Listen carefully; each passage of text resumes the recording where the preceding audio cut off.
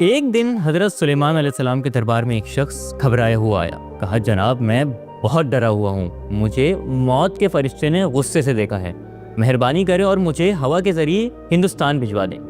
حضرت سلیمان علیہ السلام نے پھر ہوا کو حکم دیا اور اسے وہاں بھجوا دیا. لیکن اگلے دن اسرائیل کو اپنے دربار میں بلایا اور پوچھا کہ بتاؤ بھائی میرے بندے کو آخر غصے سے کیوں دیکھ رہے تھے؟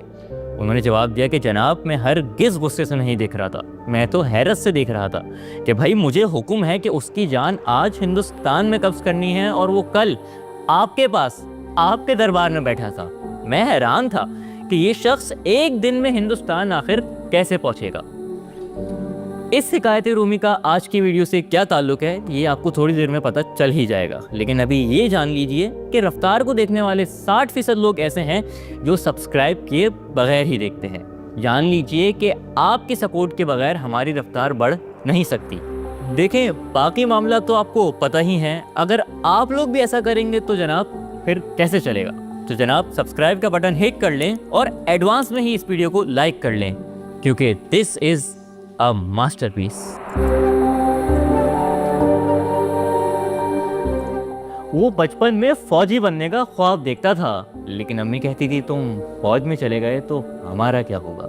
اس نے ماں باپ کی خاطر دل سے فوج کا خواب تو نکال دیا, لیکن فوج سے لگاؤ اس کی سیاست میں صاف نظر آیا, جہاں اس نے پاکستان یا شاید دنیا کی تاریخ کی سب سے آرگنائز, سب سے ڈسپلنڈ اور وائلنٹ جماعت کی بنیاد رکھی. وہ ڈاکٹر تھا لیکن کتابیں ابن صفی کی پڑھتا تھا. وہ سیاستدان تھا لیکن سوچتا جرنیلوں کی طرح تھا. لوگوں کی شادیاں ماں باپ کرواتے ہیں لیکن اس نے قائد کے حکم پر نکاح کیا.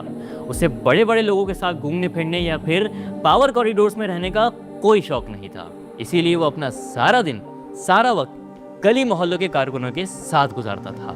وہ پیدا لالو کھیت میں ہوا لیکن موت کو لندن میں گلے لگایا. وہ ہمیشہ سے جلدی میں تھا. صبح 4 کلاس میں جاتا اور شام کی ایوننگ اسکول میں 5ویں کلاس میں داخلہ لے لیا. ہاں وہ ہمیشہ سے جلدی میں تھا اور شاید اسی لیے وہ صرف 50 برس کی عمر میں ہی چل بسا. موت تو مقدر ہے, ایک کھلی حقیقت ہے. قوم کی بقا ہے, یہ زندگی کی قیمت ہے. راہ حق میں مرنا تو عزت و سعادت ہے. اس سے خوف کھاؤں میں, یہ تو ہو نہیں سکتا. آج ہم آپ کو ملائیں گے دا برین بیہائنڈ بھائی and the master mind of MQM تنظیمی کمیٹی ڈاکٹر عمران فاروق سے.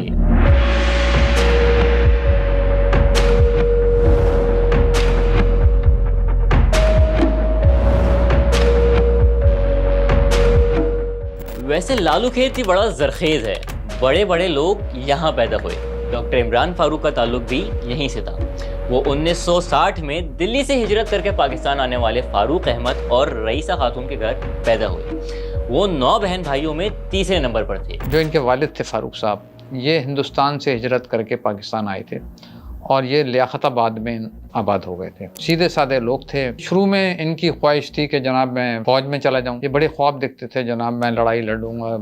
ذرا ان کے اندر خون جوش مارتا تھا. لیکن بعد میں ان کی والدہ نے کہا کہ بھائی نہیں, تمہاری بہنیں بھی ہیں اور تمہیں سب کو لک آفٹر کرنا ہے.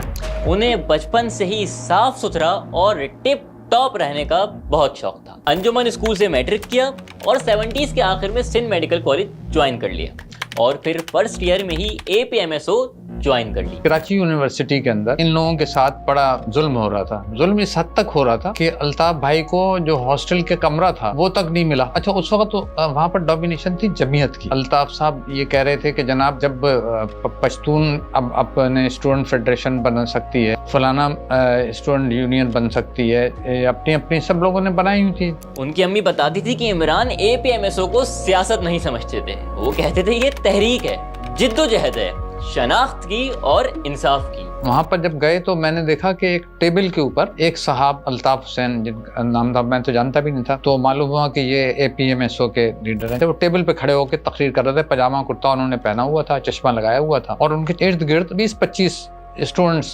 لڑکے اور لڑکیاں وہ کھڑے تھے. الطاف حسین اس وقت تقریر کر رہے تھے کہ کراچی میں جو allocation of fund per student ہے وہ کسی بھی یونیورسٹی کے مقابلے میں کم ہے کراچی یونیورسٹی کا. تو میں نے اپنے دوست سے کہا کہ یہ تو بات تو بڑی جنین کر رہے ہیں. ان کی ملاقات جو ہے الطاف صاحب سے اسلامیہ سائنس کالج میں پہلی دفعہ ایک تقریب ہو رہی تھی, وہاں پر ان کی ملاقات ہوئی. 1985 میں سندھ میڈیکل کالج سے ڈاکٹر بنے, لیکن ڈاکٹر بننے سے پہلے ہی 1984 میں MQM کے پہلے اور واحد کنوینر بن گئے. ان کے بعد آج تک کوئی شخص MQM کنوینر کی کرسی پر نہیں بیٹھ سکا.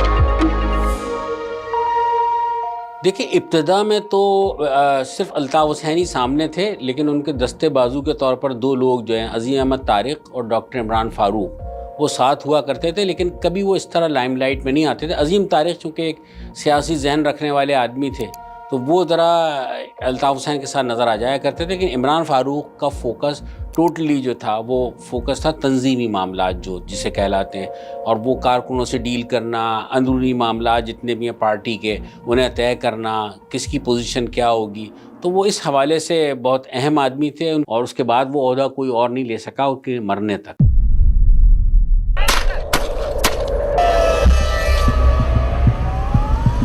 دو نومبر 1986 پورا سندھ 31 اکتوبر کی ریلیوں میں چلنے والی گولیوں کی آوازوں سے گونج رہا تھا, اور پھر اچانک خبر آئی کہ الطاف حسین سمیت MQM کے 10 بڑے رہنما گرفتار کر لیے گئے ہیں. اس گرفتاری نے مہاجر علاقوں میں پہلے سے سلگتی ہوئی چنگاری کو ایک شعلہ بنا دیا.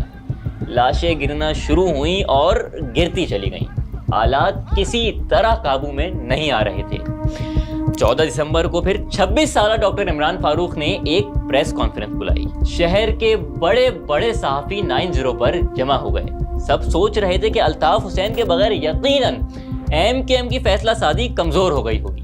وہ معاملات کو ٹھنڈا کرنے کے لیے کوئی مفاہمتی بیان جاری کریں گے, لیکن وہاں نہ کوئی سوال ہوئے نہ جواب ملے. عمران فاروق آئے اور صرف ایک جملہ کہہ کر واپس چلے گئے. اگر الطاف حسین کو رہا نہ کیا گیا تو حالات مزید خراب ہوں گے. صحافی حیران پریشان کھڑے تھے کہ یہ کیسی پریس کانفرنس تھی, لیکن رات ہوتے ہی انہیں اندازہ ہو گیا کہ اس بیان کا آخر مطلب کیا تھا. کراچی کے مختلف علاقوں میں اچانک ہنگامے شروع ہو گئے. گولیاں چلی, گاڑیوں کو آگ لگا دی گئی, اور اگلے 24 گھنٹوں میں 120 شہری قتل کر دیے گئے. سمجھیں 12 مئی 2007 والا سین تھا. یہ وہ دن تھا جب مہاجر قومی موومنٹ باضابطہ طور ملیٹنٹ موومنٹ میں تبدیل ہو گئی. MQM کے اندر دو سوچیں چل رہی تھیں ساتھ ساتھ. ایک لوگ یہ کہتے تھے کہ جناب جو عظیم احمد طارق جس طرح سوچتے تھے, وہ کہتے تھے کہ تھوڑے سے یہ جمہوری نارمز ہونے چاہیے, لوگوں سے مل جل کے رہنا چاہیے, ہمیں آگے بڑھنے کے لیے, اپنی مضبوطی کے لیے ہمیں اپنی تنظیم بہتر بنانی چاہیے اس کے اندر. اور ایک وہ تھے جو ہڑا ہڑی والے لوگ تھے. عمران فاروق کا اپنا گروپ بھی تھا جو عمران فاروق کو بہت اچھی طریقے سے فالو کرتا تھا. عظیم احمد طارق کہتے تھے کہ ذرا اعتدال کے ساتھ چلیں. گو کہ اختلاف نہیں تھا, لیکن ان کا برانڈ جو تھا وہ الطاف حسین تھے. جس طرح کے انہوں نے جلسے کیے اپنے شروع کے دور میں, وہ اتنے زبردست جلسے اور اتنے ڈسپلن جلسے ہوتے تھے کہ وہ 1 2 3 کہتے تھے, لوگ خاموش, پن ڈراپ سائلنس.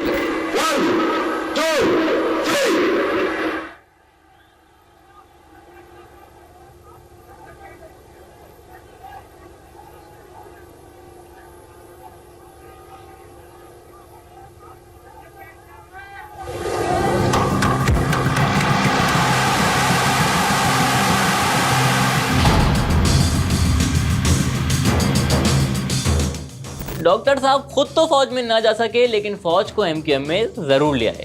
وہ کیسے؟ میں نہیں بتاؤں گا. ارے نہیں یار, بتاتا ہوں. فوج میں سب سے زیادہ اہم چیز کیا ہوتی ہے؟ ہتھیار نہیں. تعداد نہیں. فوج میں سب سے اہم چیز ہوتی ہے ڈسپلن.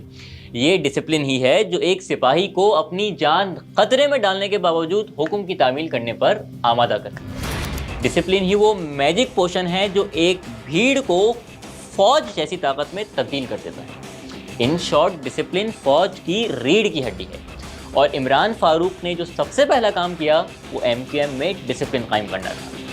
1986 میں ایک کتاب تحریر کی جس کا نام تھا نظم و ضبط کے تقاضے. یہ کتاب آج بھی ریختہ پر موجود ہے. اس کتاب میں ڈاکٹر صاحب فرماتے ہیں کہ تحریک کے 2 بنیادی حصے ہوتے ہیں, فکری بنیاد یعنی ایتھوس, اور نظم و ضبط یعنی ڈسپلن. وہ بتاتے ہیں کہ نظم و ضبط کے 3 انگریڈینٹس ہوتے ہیں. نمبر 1 قائد پر اندھا اعتماد۔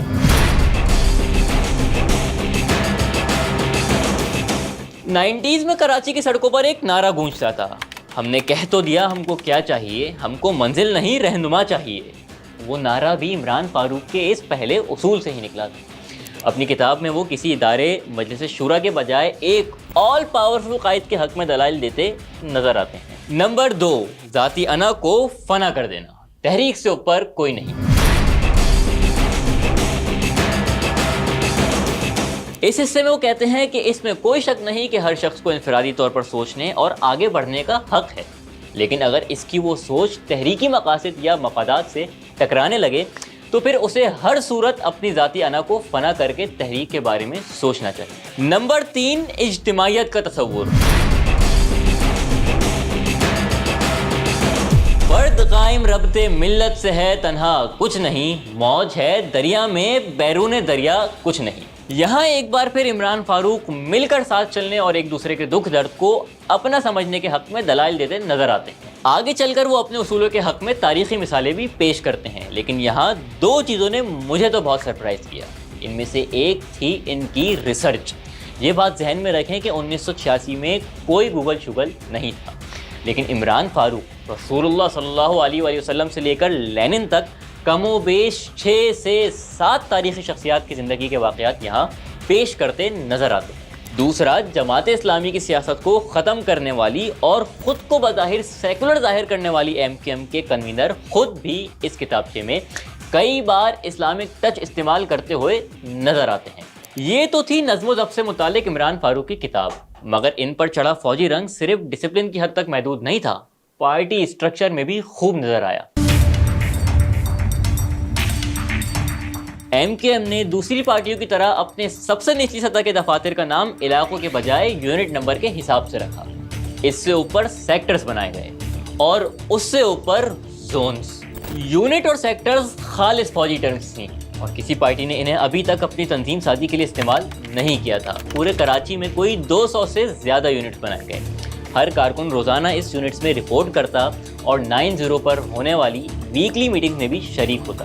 ان کارکنان کی باضابطہ حاضریاں بھی لگائی جاتی، فکری نشستیں ہوتی اور نظریاتی لٹریچر پر سوال و جواب بھی کی جاتی۔ لیکن یہ یونٹ اور سیکٹر انچارج کوئی معمولی آدمی نہیں ہوتا تھا، یہ اپنے اپنے علاقے کے ہول سول انچارج ہوتے تھے۔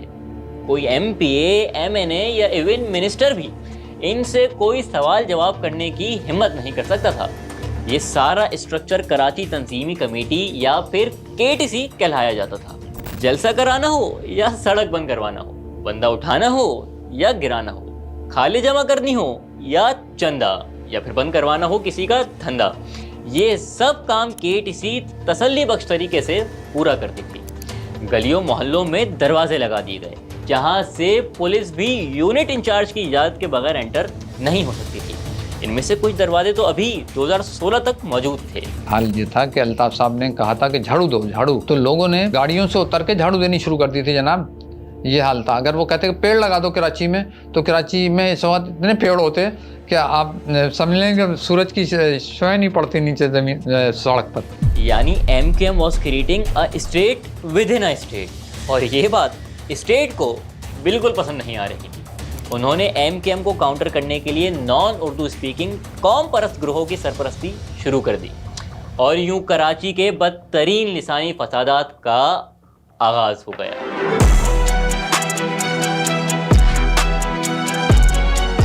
کہیں ریاست خود مہاجر آبادیوں پر حملہ آور ہوئی اور کہیں اپنی پراکسیز کے ذریعے مہاجروں کا خون بہایا گیا۔ 80s اور 90s کے ان حالات کی کہانی اب رفتار کی کئی ڈاکومنٹریز میں پہلے بھی دیکھ چکے ہیں، لیکن آج ہمارا موضوع ڈاکٹر عمران فاروق ہیں، تو چلیے واپس ان کی طرف چلتے ہیں۔ شہری سندھ کی سڑکوں پر بہنے والے خون نے MQM کے پودے کو چند سالوں میں ہی انتہائی طاقتور درخت بنا دیا، اور حالات کچھ ایسے ہو گئے کہ عدم تشدد پر یقین رکھنے والے پڑھے لکھے مہاجروں کے پاس بھی اس درخت کے نیچے کھڑے ہونے کے سوا کوئی آپشن نہیں بچا۔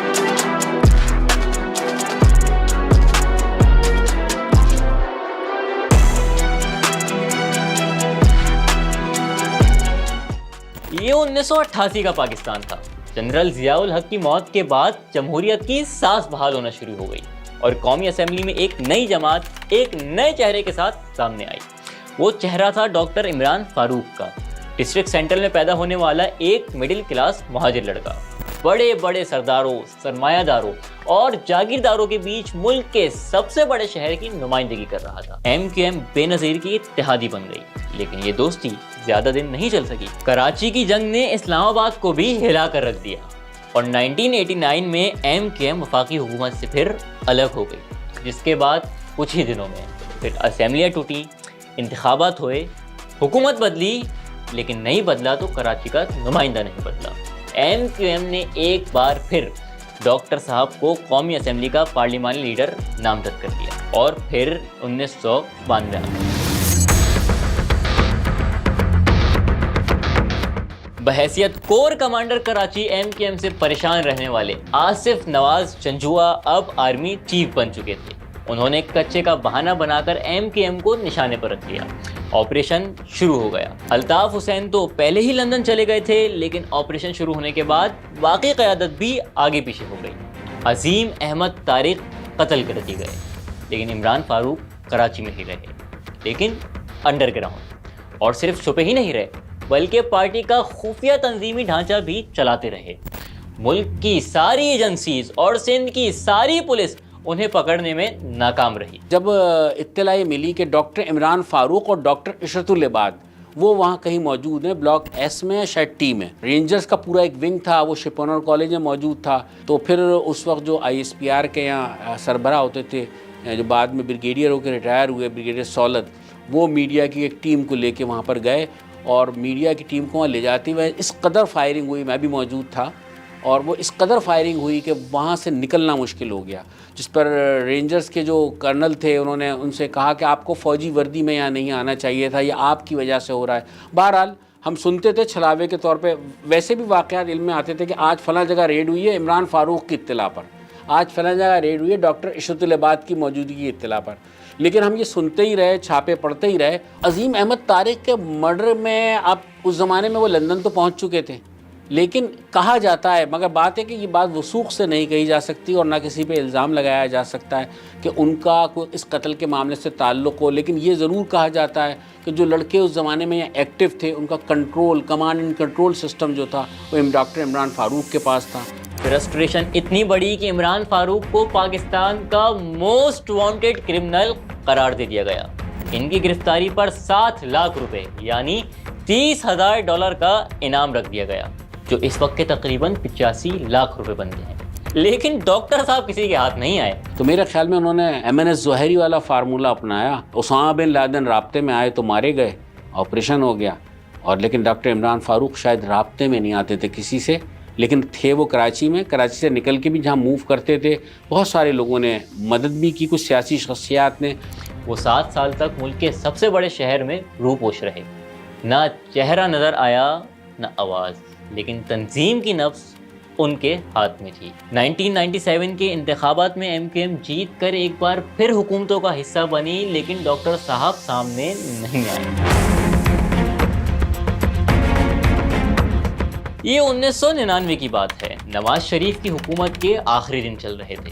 کراچی میں لا اینڈ آرڈر کی سچویشن شدید خراب تھی۔ حکیم سعید کے قتل نے ان کے صبر کا پیمانہ لبریز کر دیا۔ ڈیسپریشن میں انہوں نے سندھ میں گورنر راج لگا دیا، جس نے معاملات اور خراب کر دیے۔ ادھر ایم کیو ایم اور حقیقی تو آپس میں 7 سال سے لڑ ہی رہے تھے کہ basic association of citizens of Karachi یا پھر بیک کے نام سے ایک اور گروپ سامنے آ گیا۔ اس جھڑے کی قیادت لندن میں بیٹھے کچھ لوگ اور الطاف حسین کے سابق باڈی گارڈ کر رہے تھے۔ یہ دھڑا اپنے خیالات اور نظریات میں ایم کیو ایم اور حقیقی دونوں سے زیادہ ایکسٹریم اور وائلنٹ تھا۔ ان کا نعرہ تھا کراچی اور حیدرآباد کی آزادی۔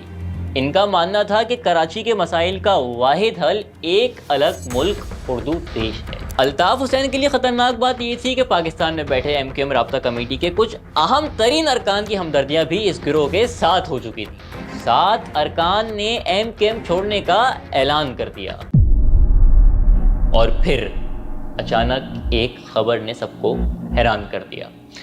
ڈاکٹر عمران فاروق جو پچھلے 7 برس سے غائب تھے، اچانک لندن میں منظر عام پر آ گئے۔ لوگ حیران تھے کہ موسٹ وانٹڈ کرمنل کیسے کراچی سے जहाज पर बैठकर लंदन आ गया। लेकिन ये एक ऐसा राज है जो आज तक किसी को पता ना चल सका। ये अभी तक पता नहीं चला किसी को, ना किसी इदारे को। अगर वो सबको चकमा दे के लंदन गए हैं तो अमूमन तो यही कहा जाता है, जो लोग यहाँ से निकलते हैं कि यहाँ से अफगानिस्तान चले जाते हैं, ईरान के रास्ते निकलते हैं, वहाँ से यूरोप में दाखिल होते हैं और वहाँ से चले जाते हैं। लेकिन बहरहाल ये ज़रूर कहा जा सकता है कि कहीं ना कहीं बैरूनी अमल दखल ज़रूर था इस MQM की इस्टेब्लिशमेंट में भी, MQM के लोगों के साथ राब्तों में भी, और मेरे ख़्याल में वही ज़रिए जो बैनुल अक़वामी राब्ते थे उन्हें यहाँ से बाहिफाजत निकालने का ज़रिया बने और वो निकल के लंदन में नमूदार हुए। कहा गया कि वो MQM के खुफिया मिलिटेंट विंग के असल रहनुमा थे और हो सकता है कि अब वो भी इस बागी धड़े को ज्वाइन कर लें। लेकिन उन्होंने एक बार फिर अल्ताफ़ हुसैन से वफादारी का सबूत दिया और बागी गिरोह को समझाया कि उर्दू देश का मुतालबा इस वक्त एक महज ख्वाब है। इमरान फारूक ने उन्हें याद दिलाया कि 1971 शहरी सिंध में दोहराया नहीं जा सकता। फौजी ऑपरेशंस ने MQM को ख़त्म तो नहीं किया, लेकिन ये ज़रूर साबित कर दिया कि रियासत से सिर्फ रियासत ही लड़ सकती है। और इंसर्जेंसीज कुछ देर के लिए हैजान तो पैदा करती हैं, लेकिन कभी अपने मकासद में कामयाब नहीं हो सकती। अभी MQM अपने बागियों से निमट ही रही थी कि मुशर्रफ ने नवाज शरीफ हुकूमत के खिलाफ बगावत कर दी और फिर नवाज शरीफ की मारी MQM के पास सिर्फ एक रास्ता बचा, एस्टेब्लिशमेंट से समझौता। उन्होंने डिक्टेटर से हाथ मिला लिया। 5 नवंबर 2002 इलेक्शंस हुए, 1 महीना होने वाला था। सब नजरें 9-0 पर थी कि वो वजीर आजम के लिए किसको वोट देंगे। लेकिन वहां तो अलग टेंशन चल रही थी। ठीक 10 साल बाद MQM को एक और हकीकी मूवमेंट का सामना था। खबर गर्म थी कि अगले चंद घंटों में डॉक्टर इमरान फारूक एक प्रेस कॉन्फ्रेंस करने वाले हैं जिसमें वो भाई से अलहदगी का ऐलान कर देंगे। लेकिन इससे पहले कि इमरान फारूक को ऐलान करते, भाई ने प्रीएम्प्टिव स्ट्राइक कर दिया। तमाम कारकुनों को 9-0 बुला लिया। 2 घंटों के नोटिस पे सैकड़ों नहीं हजारों कारकुन जमा हो गए। Khurshid memorial hall jam pack हो गया। सबकी नजरें उस टेलीफोन पर थी जिससे कुछ ही देर में एक आवाज गूंजने वाली थी और फिर अल्ताफ हुसैन बोले। मैं पूरी राब्ता कमेटी और कन्वीनर डॉक्टर इमरान फारूक को फौरी तौर पर मुअत्तल करने का ऐलान करता हूँ और आज से मैं पार्टी के तमाम मामलात खुद संभालूंगा। ये ऐलान मुत्तहिदा कारकुनान के लिए एक बम शेल था। उनके वर्स्ट फियर्स सच साबित हो रहे थे। जिस शख्स को कल तक हीरो करार दिया गया, आज वो पार्टी के लिए खतरा बन चुका था। अल्ताफ हुसैन ने खिताब में बताया कि वो डॉक्टर इमरान को राहे रास्त पर लाने के लिए 6 लोगों को बेच चुके थे और पहले तो इमरान फारूक ने बात मानने का इशारा भी दिया था, लेकिन फिर अचानक उन्होंने रवैया बदल दिया। यहाँ तक कि एक मैसेंजर से तो उनका ठीक ठाक झगड़ा भी हो गया। अल्ताफ हुसैन की आवाज़ एक बार फिर गूंजी, मैंने इन्हें मुअत्तल कर दिया है और नताइज के लिए तैयार हूँ, लेकिन अगर वो माफ़ी मांग लें तो मैं माफ़ कर दूंगा।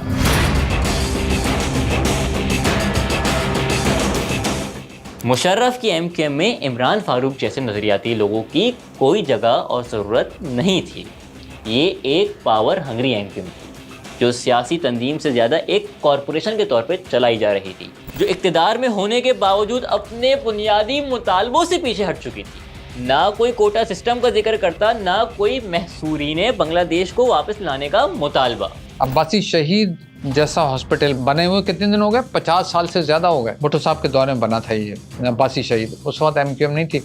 तो उसके बाद कराची में कोई बड़ा हॉस्पिटल नहीं बन सका, कराची में कोई बड़ी यूनिवर्सिटियाँ नहीं बन सकें। ये प्राइवेट यूनिवर्सिटियाँ तो, ये लोग तो कमर्शियल यूनिवर्सिटियाँ हैं ना, मतलब कोई ऐसे स्कूल्स नहीं बन सके। इमरान फारूक पार्टी की इस नई डायरेक्शन और अल्ताफ हुसैन की बढ़ती हुई सैलानी तबीयत से परेशान थे। इमरान फारूक और अल्ताफ हुसैन के दरमियान 2 चीज़ों पर सबसे ज़्यादा कॉन्फ्लिक्ट हो रहा था। पहला मसला था इख्तियारात की तकसीम। डॉक्टर साहब पार्टी के ढांचे में बार बार तब्दीलियों से शदीद नाराज थे।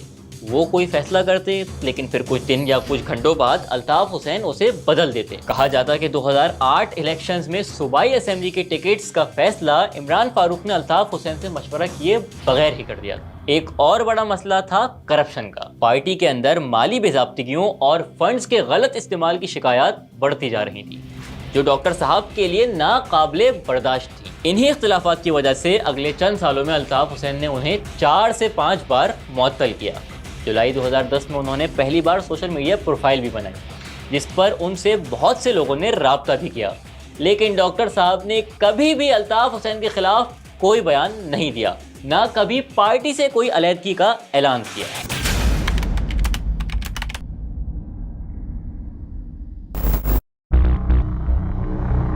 16 ستمبر 2010 شام 6 بجے کا وقت، لندن میں ایک موبائل فون کی بیل بجی۔ لائن کی دوسری طرف متحدہ کا کارکن اور Karachi water and sewerage board کا ملازم خالد شمیم تھا۔ فون اٹھتے ہی سوال ہوا، ہاں کیا اسٹیٹس ہے؟ خالد نے جواب دیا، جی کیک کٹ گیا ہے، اور پھر فون بند ہو گیا۔ عمران فاروق کے قتل کے پورے منصوبے کا کوڈ نیم تھا مامو کا کیک۔ ڈاکیومنٹری کے اس حصے میں ہم آپ کو بتائیں گے کہ کس طرح ایم کے ایم ملیٹنٹ ونگ کا باپ کہلانے والا عمران فاروق خود ہی اس ونگ کا شکار ہو گیا، کیسے ان کی قتل کی گیم کراچی سے شروع ہو کر لندن اور کولمبو سے ہوتی ہوئی پاک افغان چمن بارڈر پر پہنچ کر ختم ہوئی۔ ایک ایسی سازش جس میں صفاقی بھی تھی اور غداری بھی۔ کیسے برداشت ہوگا؟ ہمت سے برداشت کرنا پڑے گا، ہمت سے۔ آپ بہادر انسان ہے، ہمت پوری دنیا کچھ نہیں بگاڑ سکی بھائی، ہمت دے دے، چھوڑنے کی انہوں نے کوشش کی بھائی۔ ہاں میں نکل رہا ہوں، کچھ لانا ہے تو بتا دو۔ یہ ایک ایسی کال ہے جو ہر آدمی ڈیلی کام سے واپسی پر اپنے گھر پر کرتا ہے۔ 16 ستمبر 2010 کی شام 4 بجے ڈاکٹر عمران فاروق نے بھی اپنی بیگم شمائلہ کو ایسی ہی کال کی، لیکن اس دن شام 5 بجے کے قریب جب ڈاکٹر عمران فاروق ہاتھوں میں ڈبل روٹی لیے اپنے فلیٹ کے نیچے پہنچے تو 2 لڑکے ان کے پیچھے پیچھے وہاں آئے۔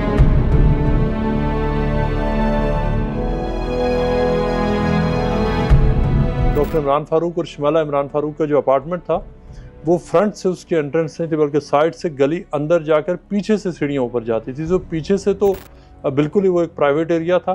سو وہ جب ان کو جن لوگوں نے ان کو مارا، وہ انہوں نے پوری جو ہوم ورک کیا ہوا تھا، رکی کی ہوئی تھی، انہوں نے پورے ایریا میں ڈاکٹر عمران فاروق کو بہت عرصہ تک وہ چیز کرتے رہے، انہوں نے کبھی ان کے اوپر ہاتھ نہیں اٹھایا۔ 2 باتیں، ایک تو وہ اکیلے ہوں، اور پھر جب وہ اس گلی کے اندر جائیں، اپنی جو گھر کا جو ان کا فلیٹ تھا اس کی سائڈ کی دیوار سے جب اندر کی طرف جائیں تو وہاں بڑے بڑے جو سائڈ پہ جو جھاڑیاں نما وہاں پر درخت تھے۔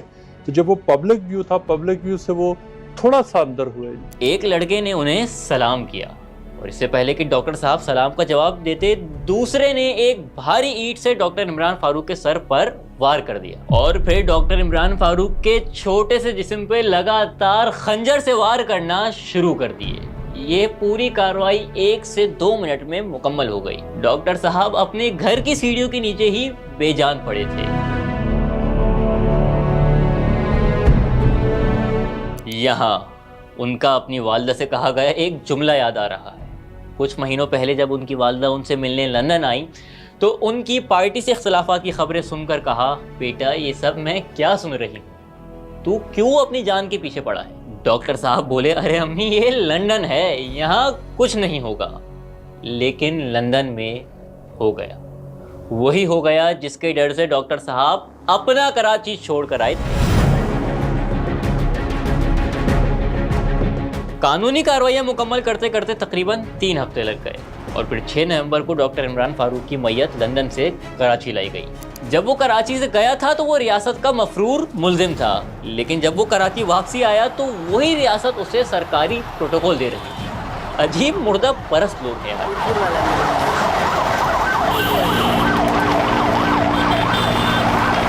ڈاکٹر صاحب کا جنازہ پاکستان کے تاریخی جنازوں میں سے ایک تھا۔ زندگی بھر نظم و ضبط کا پرچار کرنے والے رہنما کی میت کا منظر بھی ڈسپلن سے بھرپور تھا۔ لاکھوں افراد شریک تھے، لیکن کہیں پتہ تک بھی ہل نہیں رہا تھا۔ پورے کراچی پر عجیب خاموشی، عجیب سوگ کا عالم تھا۔ I know that the pinch of it is being felt by the family, by the parents, by the widow, and by Qaid Tehreek Altaf Bhai. We all are in a state of mourning. We all are deeply grieved. وہ نوجوان کارکن جو عمران فاروق کا صرف نام سن کر جوان ہوئے تھے، وہ آج بھی اس کے آخری دیدار سے محروم رہے۔ کارکنان تو کیا، گھر والوں کو بھی ان کا آخری دیدار نصیب نہیں ہوا۔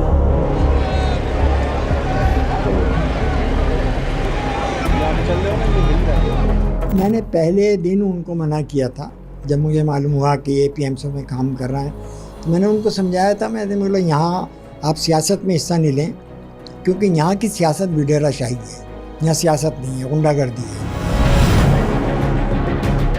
لندن میں قتل ہونے والے ڈاکٹر عمران فاروق کی کراچی میں تدفین ہو گئی۔ لوگ سمجھے نہ مدعی نہ شہادت، حساب پاک ہوا، یہ خون خاک نشینہ تھا، رزق خاک ہوا۔ لیکن یہ کراچی نہیں، لندن تھا باس، اور یہ سندھ پولیس نہیں، میٹروپولیٹن پولیس تھی۔ Dr. Imran Farooq was a dedicated family man, a loving father and loving husband. I want to appeal today for anyone who has any information about the attack on Imran to come forward and tell the police. Once again, ladies and gentlemen, you can see just how distressing this is. Thank you all for coming. Let's go. Police کے لیے initially بہت زیادہ problems تھے، اور وہ یہ کہ اجمیر کے جس ایریا میں یہ مرڈر ہوا وہ کافی وہاں پہ ویل آف ایریا ہے، بہت سارے وہاں پہ حالانکہ جوئش فیملیز وہاں پر رہتی ہیں جو کہ ریلیٹیولی سیکیور اور ایسے ایریاز میں رہتی ہیں، لیکن جو پورا جو ایم کے ایم کے سیکریٹریٹ کے قریب جہاں پر وہ رہتے تھے، اس پوری اسٹریٹ کے اوپر جو سی سی ٹی وی کیمراز تھے، وہ کوئی جن دو لوگوں نے ان کو مارا تھا وہ ڈیٹیکٹ نہیں ہوئے، ان سی سی ٹی وی کیمراز میں نہیں آئے۔ پولیس کو یہ نہیں سمجھ آ رہی تھی کہ جو لڑکے تھے وہ گئے کہاں پر، اور پھر جب وٹنسز نے پولیس کو ایک اوور آل جن لڑکوں کی ڈسکرپشن بتائی کہ ان کی وہ لک کس قسم کی تھی، اب وہ کیسے لگتے تھے، کپڑے کیا پہنے ہوئے تھے، تو انہوں نے اس ڈسکرپشن کی مدد سے پولیس کے 40 سے زیادہ آفیسرز فل ٹائم اس پر کام کر رہے تھے۔ آپ اندازہ کر لیں 40 سے زیادہ آفیسر تقریباً 1 سال تک فل ٹائم اس پہ کام کرتے رہے، اور جو انہوں نے ایک امیج ڈسکرپشن ڈیولپ کی، اس کے بعد پولیس نے وہاں پہ جو ایگزٹ کے ایریاز تھے اس کو ہزاروں گھنٹوں کا، لاکھوں گھنٹوں کا آپ کہہ سکتے ہیں فوٹیج دیکھا۔ کچھ دنوں بعد لندن پولیس نے ملزمان کے خاکے ریلیز کیے، جنہیں دیکھ کر لوگوں کے دلوں میں دبا شک سچ ثابت ہو گیا۔ ڈاکٹر صاحب کے قاتل حلیے سے بالکل کراچی کے لڑکے لگ رہے تھے۔ پھر دسمبر 2010 میں لندن پولیس نے قتل کی تحقیقات کے دوران ایک 34 سالہ شخص کو گرفتار کر لیا۔ مارچ 2011 میں قتل کے ٹھیک 6 مہینے بعد لندن پولیس نے واقعے کی سی سی ٹی وی فوٹیج بھی ریلیز کر دی، اور پھر جون 2013 میں جب الطاف حسین کے بھانجے افتخار حسین کو قتل کی تحقیقات میں گرفتار کیا گیا تو پورے کراچی میں ہنگامہ مچ گیا۔ M Q M London office پر چھاپا پڑا، لاکھوں پاؤنڈز برآمد کر لیے گئے۔ الطاف حسین پر شدید برائی آ چکی تھی۔ بات عمران فاروق کے قتل سے شروع ہو کر اب را فنڈنگ اور ملک دشمنی تک جا پہنچی تھی۔ لندن میں بھائی کی گرفتاری کی خبریں سن کر کراچی میں بھائی کے بت ٹوٹنے لگے تھے۔ سڑک پر بیٹھا بچہ پوچھ رہا تھا کیا بھائی اب انٹچبل نہیں رہے؟ لندن والے اپنا کام تو کر ہی رہے تھے، لیکن ساتھ ساتھ وہ پاکستانی حکام کے ساتھ کریٹیکل انٹیلیجنس بھی شیئر کر رہے تھے۔ لیکن یہاں اس زمانے میں بھائی کے منہ بھولے بھائی مرحوم رحمان ملک وزیر داخلہ بنے ہوئے تھے، اس لیے لندن سے آنے والی ساری انٹیلیجنس دبا دی گئی۔ میں سمجھتا ہوں کہ الطاف بھائی کا کوئی مقابلہ نہیں ہے۔ Altaf is the real leader of the community. بالکل غلط بات ہے، کوئی بندہ ایف آئی اے نے اریسٹ نہیں کیا، اور نہ ہی کوئی رپورٹ کسی قسم کی ایف آئی اے سے گورنمنٹ آف یو کے کو بھیجی گئی ہے۔ یہ میں گارنٹی کے ساتھ، رسپانسبلٹی کے ساتھ بتا رہا ہوں، یہ ایک ڈس انفارمیشن کا حصہ تھا تاکہ ایم کیو ایم اور پی پی پی میں فیصلے بڑھیں۔ مگر 2013 میں نواز شریف آ گئے جو اپنے ساتھ جنرل راحیل شریف کو بھی لے آئے، اور پھر اپریل 2015 میں عمران فاروق کے قتل کی پہلی گرفتاری کراچی سے ظاہر کر دی گئی۔ یہ ایک پاکستانی کا قتل تھا، ایک انٹرنیشنل، ایک بین الاقوامی کیس بن چکا تھا، انتہائی بے دردی سے اسے قتل کیا گیا۔ ہم نے برطانیہ سے مکمل انٹیلیجنس اور دوسری انفارمیشن اس کیس کے بارے میں شیئر کی، اور جو یہ انٹروگیشن ہوئی ہے اس میں اسکاٹ لینڈ یارڈ بھی موجود تھا۔ स्पॉन्सर तो पकड़ा जा चुका था, लेकिन असल कातिल अब भी आज़ाद थे। और फिर जून में 2 मज़ीद मुल्ज़िमान गिरफ्तार कर लिए गए। खालिद शमीम और सैयद मोहसिन अली गिरफ्तार कर लिए गए। लेकिन यहाँ कहानी में एक ट्विस्ट है।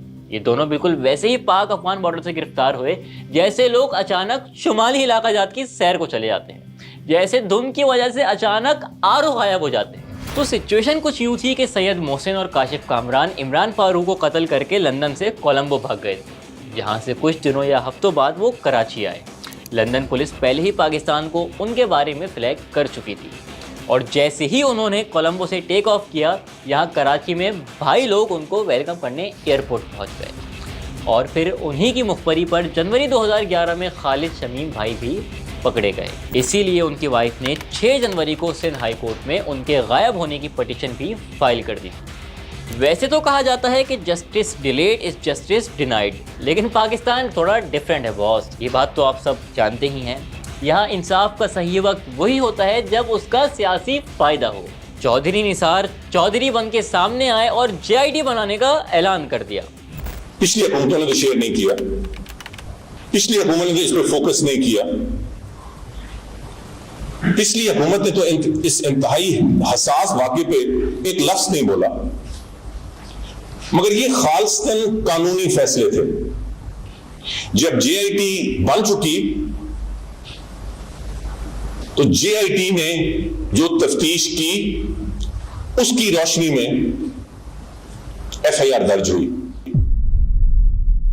मैं मुस्तफा कमाल साहब से अपील करना चाहता हूँ, थोड़ा मुश्किल में हूँ, मुझे उनकी मदद की ज़रूरत है।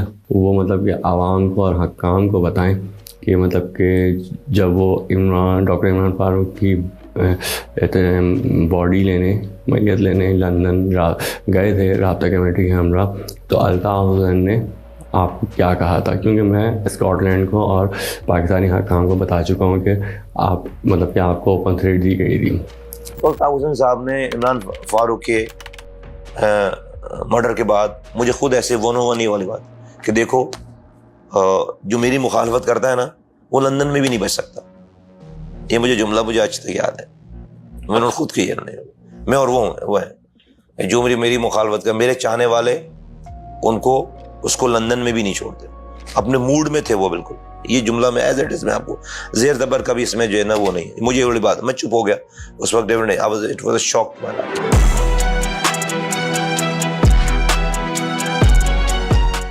और फिर 18 जून 2020 को बिल आखिर इस्लामाबाद की इंसदादे दहशतगर्दी अदालत के जज शाहरुख अर्जुमन ने फैसला सुना दिया। उन्होंने कहा कि MKM के बानी अल्ताफ़ हुसैन ने खुद इस कत्ल का हुक्म दिया। वैसे ये वही जज है जिन्होंने तोशाखाना केस में इमरान खान के खिलाफ भी फैसला दिया था। मुल्ज़िमान खालिद शमीम, सैयद मोहसिन अली और मुअज़्ज़म अली को उम्र कैद की सज़ा सुना दी गई। साथ ही 20 लाख रुपए जुर्माना भी आयद किया गया। यहाँ एक बात बहुत इंटरेस्टिंग है। 2015 से गिरफ्तार मुल्ज़िमान को 5 साल बाद सज़ा होने की एक बहुत बड़ी वजह बरतानिया की जानिब से कुछ क्रिटिकल एविडेंस देने में डिले था। चले पहले वो एविडेंस देख लेते हैं और फिर बताते हैं कि वो डिले क्यों हुआ।